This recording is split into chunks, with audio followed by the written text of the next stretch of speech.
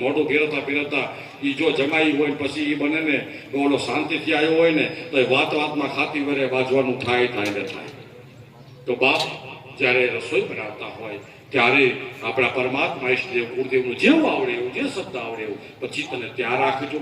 ત્રીજા નંબરમાં સવારે મંગળા આરતી કહેવાય કે ઉઠીને નહીં ધોઈને મોઢામાં કંઈ નાખીએ એના પહેલાં તમારા પાણિયારે કે પૂજાના સ્થાને તમારે દીવો ધૂપ અગરબત્તી જે થતી હોય માળા પૂજા એ તમારે કરવી જોઈએ. સાંજે સંધ્યા સમયે હિન્દુ ઘરનું એક પણ એવું ઘરનું હોવું જોઈએ કે દીવા ધૂપ વિનાનું રહીએ એ વ્યાજબી નથી, એમાં દોષ લાગે. તમે કહે આ બધી પરંપરા એ આપણે આજે માનીએ છીએ એ જિંદગીમાં ઉતારશું તો મારે તમે પૂજા કરતા હશો, તમારા છોકરા પૂજામાં બેસશે, તમારા છોકરામાં સંસ્કાર આવશે તો એ જવાન થાય છે, એને દારૂ પીવાનો ચાન્સ મળશે, એને જુગાર રમવાનો ચાન્સ મળશે, એને દીકરા દીકરીને ફેમિલીમાં જવાનો ચાન્સ મળશે.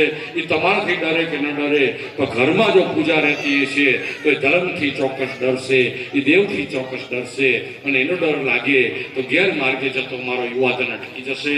ઘરમાં સંસ્કાર આવે, ઘરમાં એકતા પ્રેમ આવે, ઘરમાં મર્યાદા આવે. એના માટે રામદેવની ઉપાસના છે. આપ અમારા છો બાપ. આપણે આજે સનાતન ધર્મ કહીએ શું છે? મનમાં શાંતિ લાવવાનો છે. ઘરમાં તમને બધાને એમ કહેવામાં આવે કે મન મૂકીને હૈસા હોય, મન મૂકીને આખું પરિવારે મોજ કરી હોય એવો દિવસ યાદ છે? આખું પરિવાર અમદામદા દાંત કાઢ્યા હોય છે એવું યાદ? આપણે કોઈનું કોઈ લઈ લીધું છે? કેમ વડીલો હે માવડીઓ, દીકરા દીકરી વહુ વાળું જેવા હોય એવા હાવ જેવા હોય એવા, પણ તમે એવું નક્કી કરજો કે અમે ખાવા બેવીને ત્યારે દાંત કાઢતા ખાઈએ કે આખા ઘરના તો નકલંગ ગામનો માવડીઓ બેઠો અડધી રીતે હાઈલાવજો એનો હું સાક્ષી. સનાતન જીવનમાં ઉતારવાની કલા છે. સનાતન એટલે કોઈ શ્રદ્ધામાં રહેવાની કલા નથી, સંસાર એટલે બાધામાં રહેવાની કલા નથી. તો તમે તમારું ઘર જીવો હરકું બનાવવા માટે, તમારી પેઢીઓને સલામત રાખવા માટે રાતની પેટે બાટા નથી બાંધતા, કાળી મજૂરી નથી કરતા. શું કામ? મારા તમારા બાળકો સલામત રહીએ. અને મારા તમારા બાળકોને સલામત રાખવા હોય તો નકરા પૈસાથી નહીં રહે, નકરા ભણતરથી નહીં રહે. એમાં સંસ્કારની ખાસ જરૂર પડશે, સંસ્કારની ખાસ જરૂર પડશે. અને બજારમાં ક્યાંય વેચાતા મળતા નથી, આપણા ઘરમાં જ મળે છે.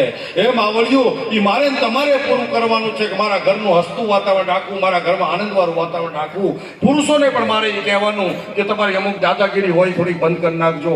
થોડુંક મારી વિનંતી છે, ન કહેવાય પણ છતાં વિનંતી કરું છું, પણ ઘરને એક મંદિર બનાવવાની ચોક્કસ કરજો બાપ. સત્સંગ તો એવી વસ્તુ છે જેનો કોઈ અંત નથી.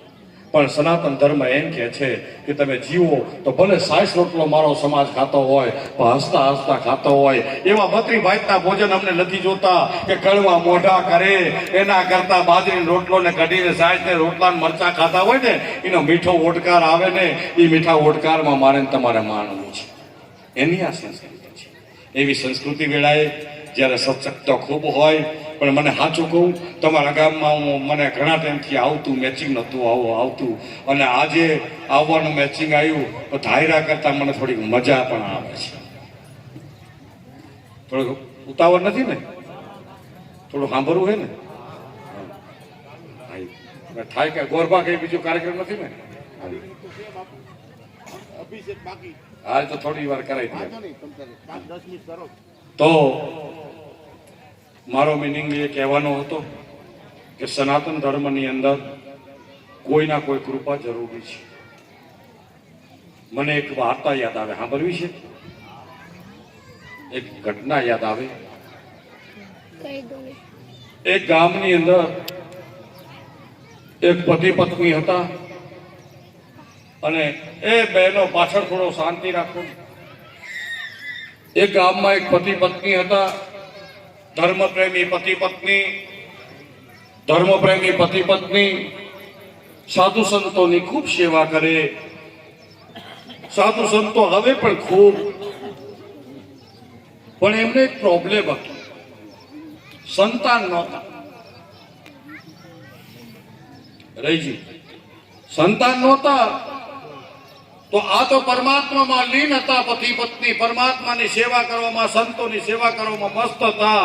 એટલે આમ જોવા જઈએ તો એનું એને સોમભાઈ એટલું દુઃખ પણ નહોતું કે સંતાન કેમ નથી, પણ નહોતા તો નહોતા. હવે એમાં ત્યાંથી નારદજી નીકળે, ફરતા ફરતા એ ગામમાં આવ્યા. આવી કોઈ વડીલોને ઝાંપે દીધું કે આ ગામમાં કોઈ ભગતનું ઘર, તો કે આ ફલાણા ભગત પતિ પત્ની છે, જાઓ બહુ સારી સેવા કરે છે. નારદજી ત્યાં ગયા, પતિ પત્ની ત્યાં જઈને આવકાર પતિ પત્ની આપે છે, નારદજીને બેહારે છે. બહુ દિલથી પાણી, ચા, પૂજા, ફુલહાર, સ્વાગત, પુષ્પ સમર્પિત, જે એને આવડતું હતું, આરતી પૂજા, જે એનાથી ફાવતું હતું એને કર્યું. અને કરતા કરતા જયમાં જમવાનું પત્યા પછી નારદજી એવું કીધું પતિ પત્નીને કે તમારા દીકરા કે સ્કૂલે કે બહાર ગયા હોય તો બોલાવો. અમારે સંતોને અને બ્રહ્મદેવને નિયમ હોય કે જયમાં પછી જેને જજમાનની આ જમીએ ત્યાં થોડા અમે આશીર્વાદ આપીએ. એટલે આ પતિ પત્નીએ કીધું કે બાપુ આશીર્વાદ આપવા હોય તો આપો, અમે બે છીએ, અમારે કોઈ સંતાન નથી. ત્યારે નારદજીએ કીધું કે બાપ આ તો બહુ સારું ન કહેવાય, આ સારું ન કહેવાય.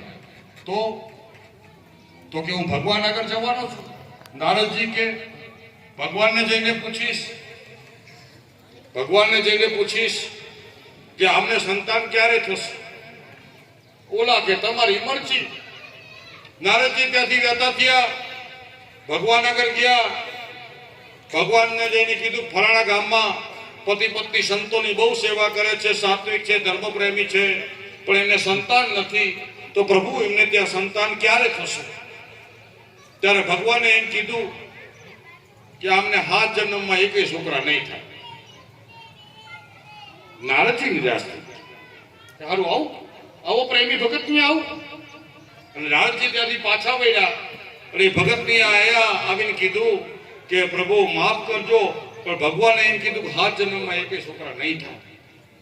તો આ પતિ પત્ની નાચવા માંડ્યા. બાપા પતિ પત્ની નાચવા માંડ્યા. તો નારદજી કીધું કે આ કેમ નાચે છે? અમને તો ચિંતા કરવી જોઈએ, રોવું જોઈએ. તો નાચે છે કેમ?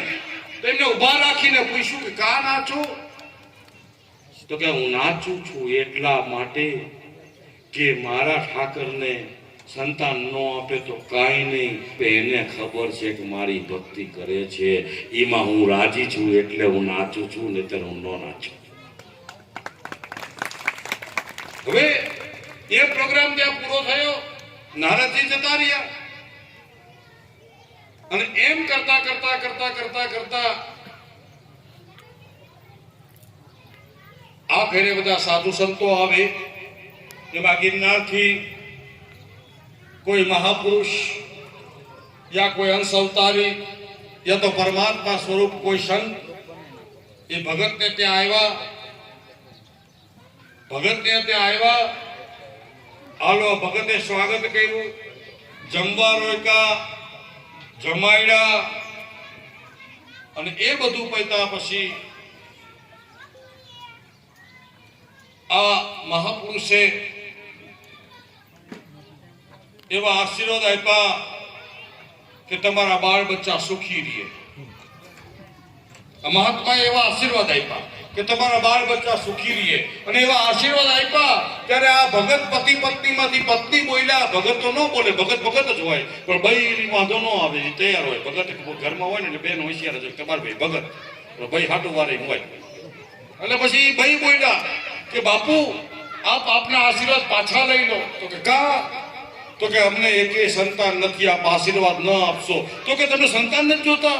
તો કે અમને જોઈએ છે, પણ અમને નારદજી એવું ભગવાને કીધું છે, નારદજી દ્વારા તપાસ કરાવી દો કે 7 જન્મમાં. પણ કે તોય કે કીધું એટલે હવે થાય છે. અને જા એક નહીં 7 થશે, મારા આશીર્વાદ છે.